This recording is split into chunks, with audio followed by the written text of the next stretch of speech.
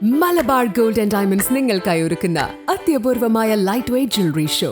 Budget ഫ്രണ്ട്ലിയായ daily wear ആഭരണങ്ങൾക്കൊപ്പം മിതമായ വിലയിൽ സ്വർണ്ണാഭരണങ്ങൾ സ്വന്തമാക്കാൻ ഇതാ ഒരു സുവർണാവസരം.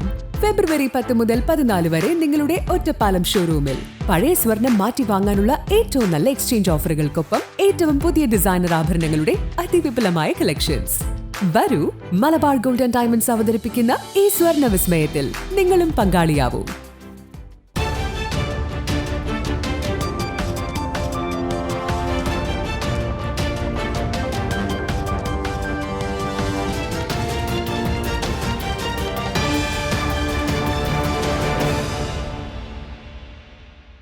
ഞാൻ മായ.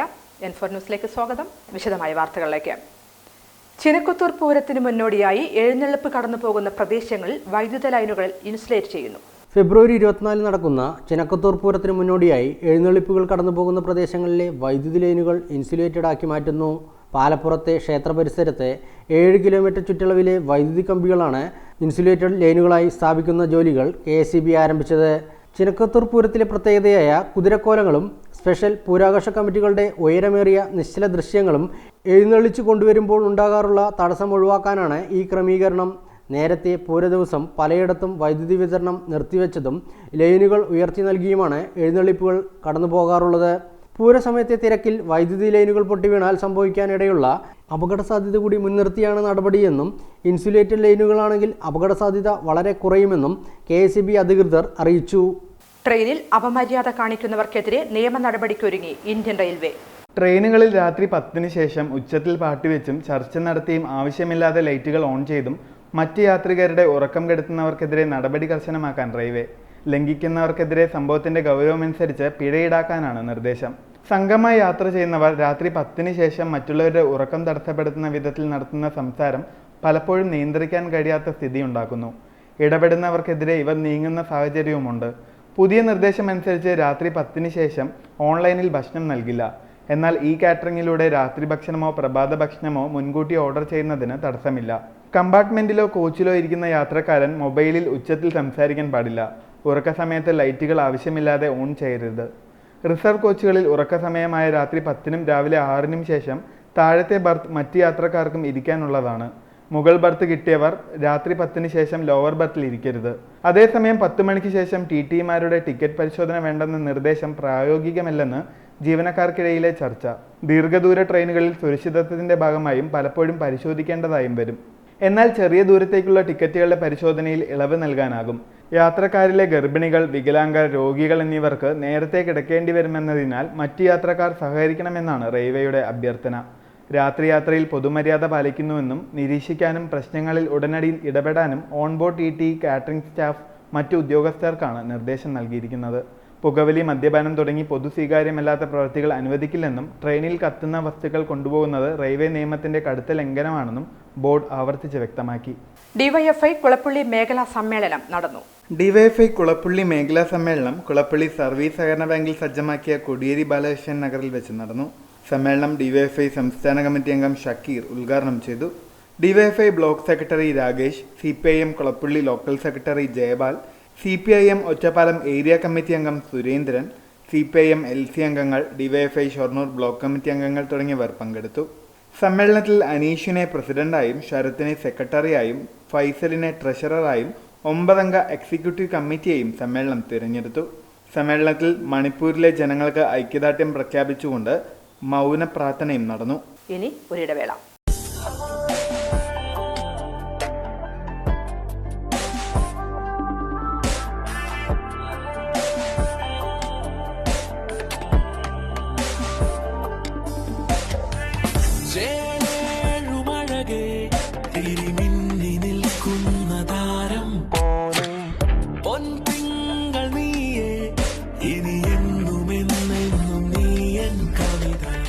ഇനി എല്ലാ ആഘോഷങ്ങളും കവിതയിൽ നിന്നാകും. കവിത ഗോൾഡൻ ഡയമണ്ട്സ്. ഷൊർണൂർ ജംഗ്ഷൻ നിങ്ങളെ സ്വാഗതം ചെയ്യുന്നു. ഷൊർണൂർ ജംഗ്ഷൻ അല്ല, ഇനി മലബാർ ജംഗ്ഷൻ നിങ്ങളെ സ്വാഗതം ചെയ്യുന്നു. Malabar digital junction, electronics, furniture, home അപ്ലയൻസുകളുടെ മഹാ ജംഗ്ഷൻ. ലോകോത്തര മൊബൈൽ ഫോൺ, ലാപ്ടോപ്പ്, കമ്പ്യൂട്ടറുകളുടെ super junction. Malabar digital, electronics, furniture, home appliances, mobile phone, laptop, computer and accessories. Malabar junction, SMP junction, main road, Shoranur. Malabar gold and diamonds നിങ്ങൾക്കായി ഒരുക്കുന്ന അത്യപൂർവമായ light weight jewellery show. Budget ഫ്രണ്ട്ലിയായ daily wear ആഭരണങ്ങൾക്കൊപ്പം മിതമായ വിലയിൽ സ്വർണ്ണാഭരണങ്ങൾ സ്വന്തമാക്കാൻ ഇതാ ഒരു സുവർണാവസരം. ഫെബ്രുവരി 10 മുതൽ 14 വരെ നിങ്ങളുടെ ഒറ്റപ്പാലം ഷോറൂമിൽ പഴയ സ്വർണം മാറ്റി വാങ്ങാനുള്ള ഏറ്റവും നല്ല എക്സ്ചേഞ്ച് ഓഫറുകൾക്കൊപ്പം ഏറ്റവും പുതിയ ഡിസൈനർ ആഭരണങ്ങളുടെ അതിവിപുലമായ കളക്ഷൻസ്. വരൂ, മലബാർ ഗോൾഡ് ആൻഡ് ഡയമണ്ട്സ് അവതരിപ്പിക്കുന്ന ഈ സ്വർണ്ണ വിസ്മയത്തിൽ നിങ്ങളും പങ്കാളിയാവൂ. വാർത്തകൾ തുടരുന്നു. ലക്കിടി തെക്കുമംഗലം സ്കൂളിന്റെ വാർഷിക ആഘോഷ പരിപാടി നടന്നു. തെക്കുമംഗലം JBSന്റെ 120ാം വാർഷികാഘോഷം ലക്കിടി പേരൂർ പഞ്ചായത്ത് പ്രസിഡന്റ് ശ്രീ സുരേഷ് ഉദ്ഘാടനം ചെയ്തു. ഒറ്റപ്പാലം ബ്ലോക്ക് പഞ്ചായത്ത് മെമ്പർ ശ്രീ രാമകൃഷ്ണൻ അധ്യക്ഷസ്ഥാനം വഹിച്ചു. Staff secretary Shrimati PK Girija സ്വാഗതം പറഞ്ഞ യോഗത്തിൽ headmistress Shrimati P Geetha report അവതരിപ്പിച്ചു.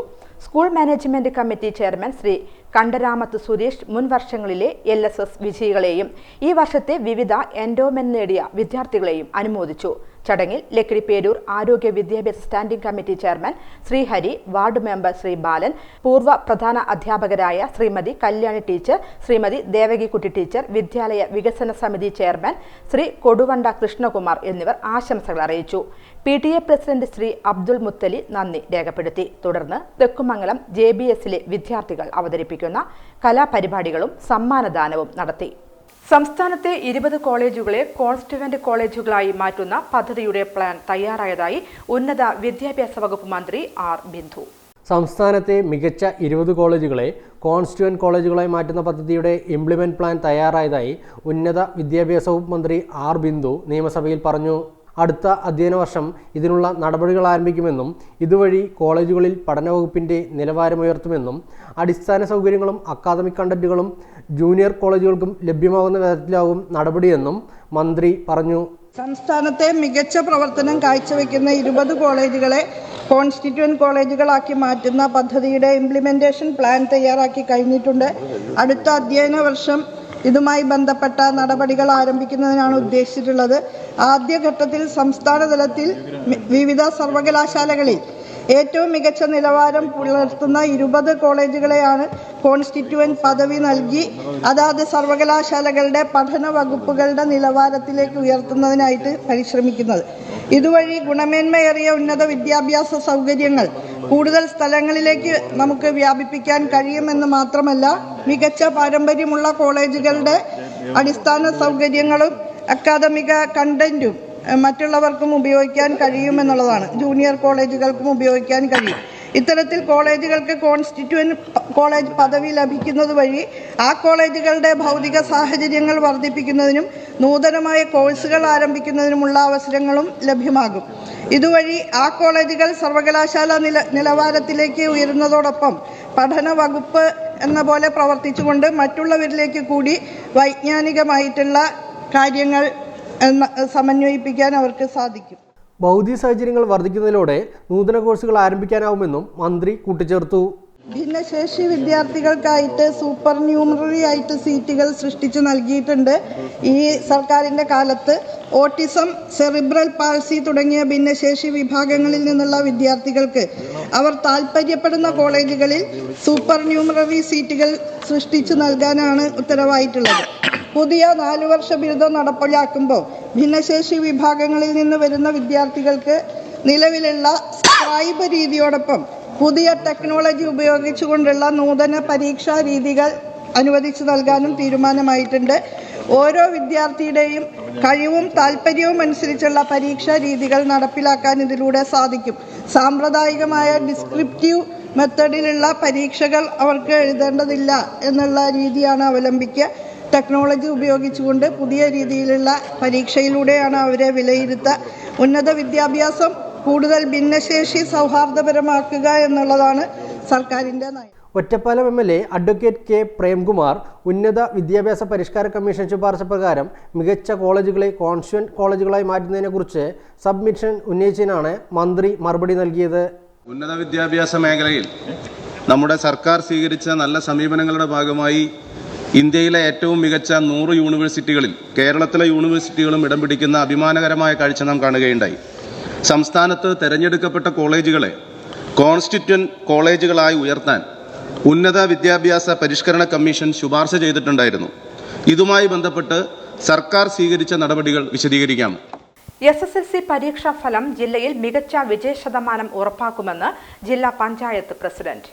ഈ വർഷത്തെ SSLC പരീക്ഷയിൽ ജില്ലയിൽ മികച്ച വിജയശതമാനം ഉറപ്പാക്കാനുള്ള എല്ലാ പ്രവർത്തനങ്ങളും നടപ്പാക്കാൻ ജില്ലാ പഞ്ചായത്ത് വിജയശ്രീ പദ്ധതിയുടെ ആഭിമുഖ്യത്തിൽ ചേർന്ന സ്കൂൾ തല കോർഡിനേറ്റർമാരുടെ ജില്ലാതല അവലോകന യോഗത്തിൽ തീരുമാനമായി.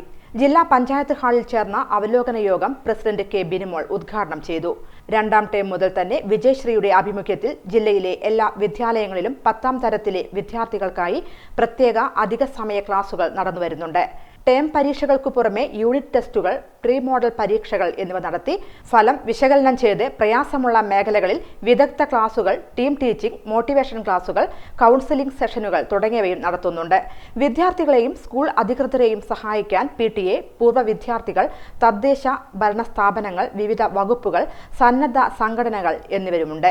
മാർച്ച് 4-ന് SSLC പരീക്ഷ ആരംഭിക്കും. IT, പ്രായോഗിക പരീക്ഷകൾ തുടങ്ങിക്കഴിഞ്ഞു. ഏകദേശം 40,000 വിദ്യാർത്ഥികൾ ജില്ലയിൽ നിന്നും SSLC പരീക്ഷ എഴുതുന്നുണ്ട്. കഴിഞ്ഞ അധ്യയന വർഷം 38,902 പേർ പരീക്ഷ എഴുതി 99.72% വിജയം നേടി. ജില്ല ആദ്യമായി സംസ്ഥാന ശരാശരിക്ക് മുകളിൽ എത്തിയിരുന്നു. ഈ വർഷവും വിജയ നിലവാരം വർദ്ധിപ്പിക്കാനാവുമെന്ന പ്രതീക്ഷയിലാണ് അധ്യാപകരും രക്ഷിതാക്കളും വിദ്യാഭ്യാസ വകുപ്പും ജില്ലാ പഞ്ചായത്ത് അധികൃതരും. വിദ്യാഭ്യാസ സ്ഥിരം സമിതി അധ്യക്ഷ A. ഷാബിറ അധ്യക്ഷയായി. വിദ്യാഭ്യാസ ഉപഡയറക്ടർ PV Manoj Kumar, DIET principal doctor P. Sasidharan, Vijayashree ജില്ലാ കോർഡിനേറ്റർ വേണു പുഞ്ചപ്പാടം, പാലക്കാട്, ഒറ്റപ്പാലം, മണ്ണാർക്കാട് വിദ്യാഭ്യാസ ജില്ലകളിൽ നിന്നായി 153 ഹൈസ്കൂളുകളിലെ വിജയശ്രീ കോർഡിനേറ്റർമാർ എന്നിവർ പങ്കെടുത്തു.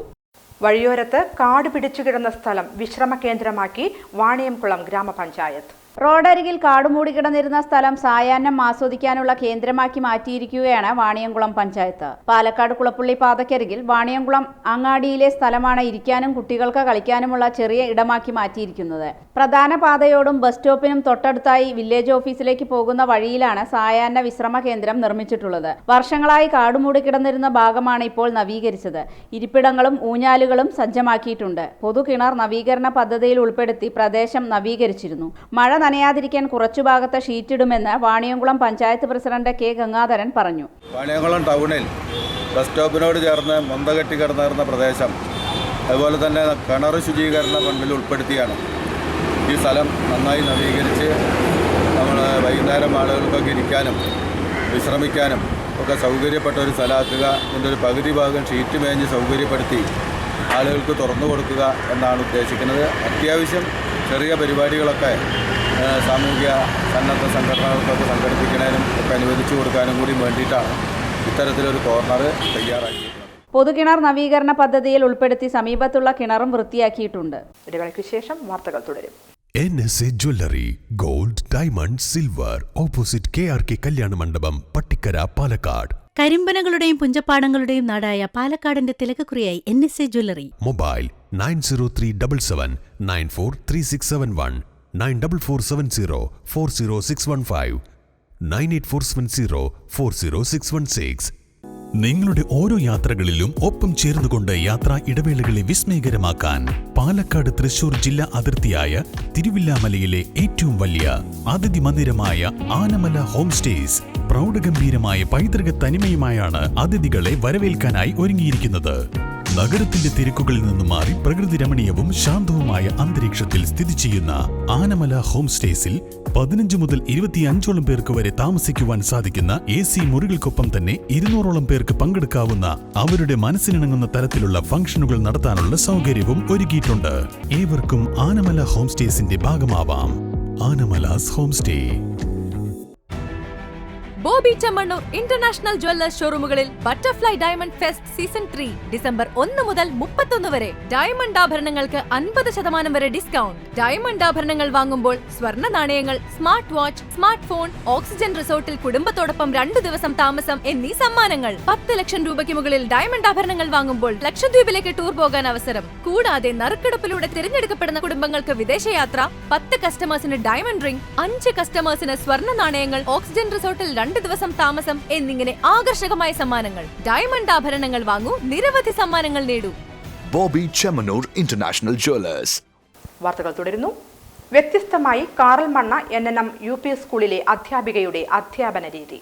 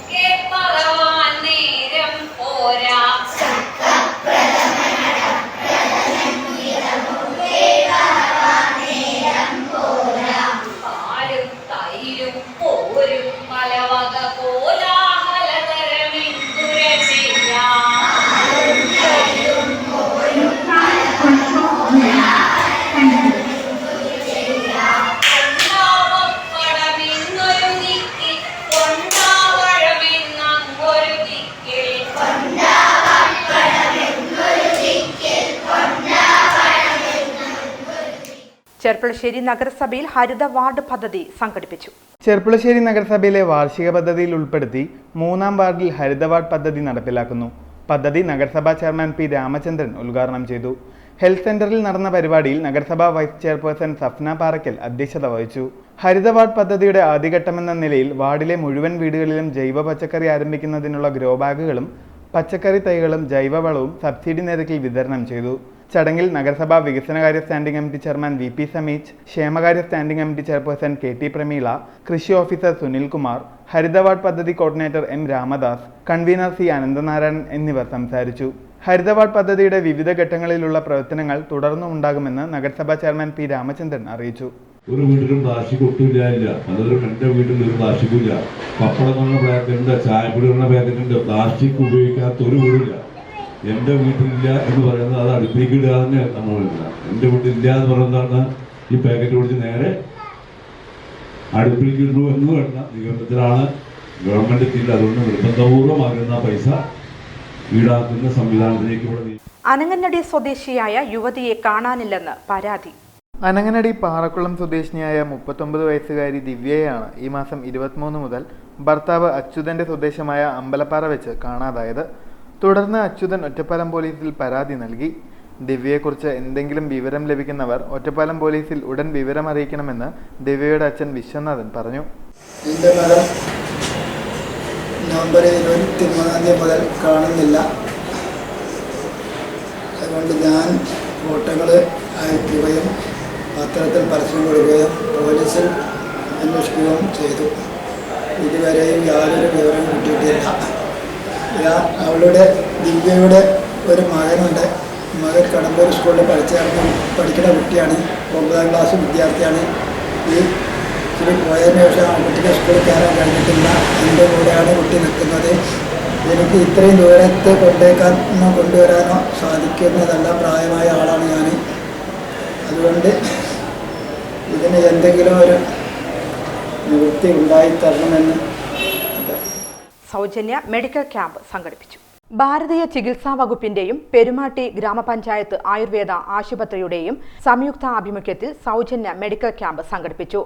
ഹരിതകർമ്മ സേനാംഗങ്ങൾ, കുടുംബശ്രീ പ്രവർത്തകർ, ആശാപ്രവർത്തകർ ഉൾപ്പെടെ 85 പേർക്ക് സൗജന്യ മെഡിക്കൽ ക്യാമ്പിൽ പ്രതിരോധശേഷി വർദ്ധിപ്പിക്കുന്നതിനും ആരോഗ്യ സംരക്ഷണത്തിനും മരുന്നുകൾ നൽകി. ഒരാഴ്ചയ്ക്കുള്ള മരുന്നുകളാണ് നൽകിയത്. തുടർ ചികിത്സ ആവശ്യമുള്ളവർക്ക് ഡിസ്പെൻസറിയിൽ നിന്നും മരുന്ന് ലഭിക്കും. സൗജന്യ മെഡിക്കൽ ക്യാമ്പിന്റെ ഉദ്ഘാടനം പെരുമാട്ടി ഗ്രാമപഞ്ചായത്ത് പ്രസിഡന്റ് ഋഷ പ്രേംകുമാർ നിർവഹിച്ചു.